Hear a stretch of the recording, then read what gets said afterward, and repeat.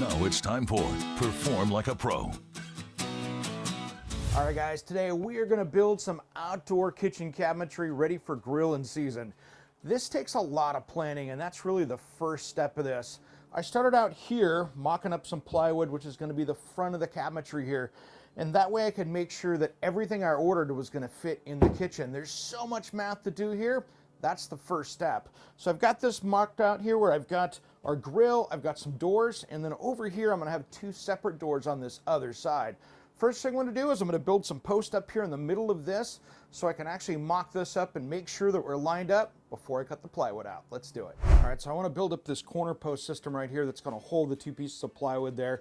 That's going to be a lot of our strength. So the first thing I'm doing is just taking these two pre-cut 2x4s here. I'm going to nail these together and then add a third. All right, now I'm going to take this 2x4 here and nail this together and lock it in so we can fasten it down to the floor. All right, now I'm going to toe nail this down so it locks it in place. All right, that's nice and solid. Now let's go over to the saw here and let's cut these openings out so we can see what we're working with. We're going to frame this almost backwards because those openings define where the 2x4s have to go. All right, so I've got this all mapped out. Time to cut this with the circular saw. I'm going to have to make this into two pieces just because I'll probably break it with that 1 inch left at the bottom. All right, guys, now I'm going to get this kind of locked into place. A couple screws here. That way if I have to move it around, I can do it later. All right, this is starting to take shape. So next up, let's go over and cut those openings out for the other panel. All right, so I'm happy the way this is cut out, so we're gonna keep going with this. Next, I'm gonna mark out where the 2x4s go because they're gonna go right on the inside of this opening here to support all this because our cabinet doors, which are back here, slide through and have to fasten into that. So that's really the strength of this structure. So I'm gonna take my square here, just come in here and mark this out.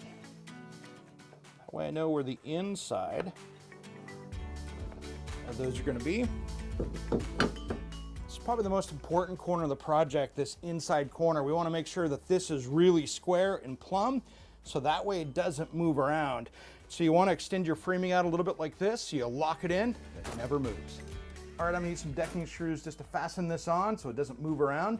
That way I can check level to make sure we're all where we want it to be. All right, guys, got the 1 5/8 screws in, so this is all locked in. The doors fit. Now let's finish up that framing.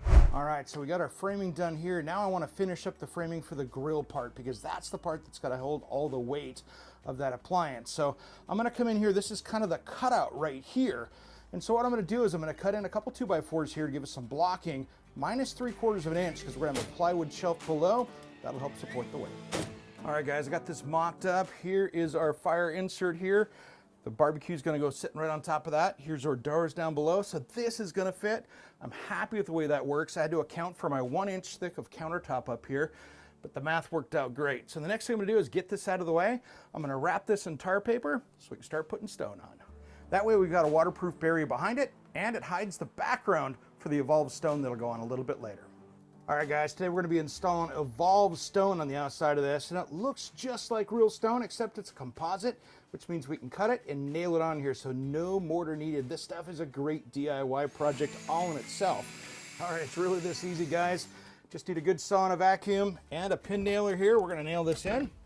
Always want to make sure and start out and get the first one exactly right where you want it, nice and level, flushing it up there. All right, guys, nice little trick on these cuts. I don't like the harsh edge, so what I do is take my framing hammer at the waffle end, and I just start hitting that end and roughing that up a little bit. That waffle just gives it kind of a nice granite or limestone edge to it, so it looks a little natural, and it just hides that cut and makes it look good. That's a little trick. All right, let's get the rest of these on here. Here's the thing, when you're planning this stuff out, it's okay to use a short piece because that's how this would normally be built anyway. So we're trying to make this look unnatural and natural at the same time. So it's kind of up to you and your creativity.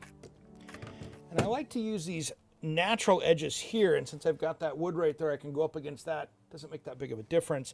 And this will give us a really good stone look right here. All right, guys, so what I'm going to do is I got this cut to length here. So I'm going to come in here with this. Good with that. But I'm going to size this up so we're equal here. Just going to mark it right here. I think that's about right where I want that. I always take a little bit more off. Then I'm 1 inch right here.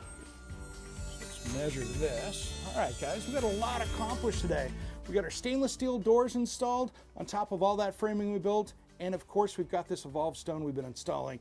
Now this stuff is super cool. It's a composite and it'll take whatever Mother Nature throws at it, which means we can clean it up with soap and water, and it's waterproof. Now tune in next week. We've got these beautiful countertops to install so we can finish up this outdoor kitchen.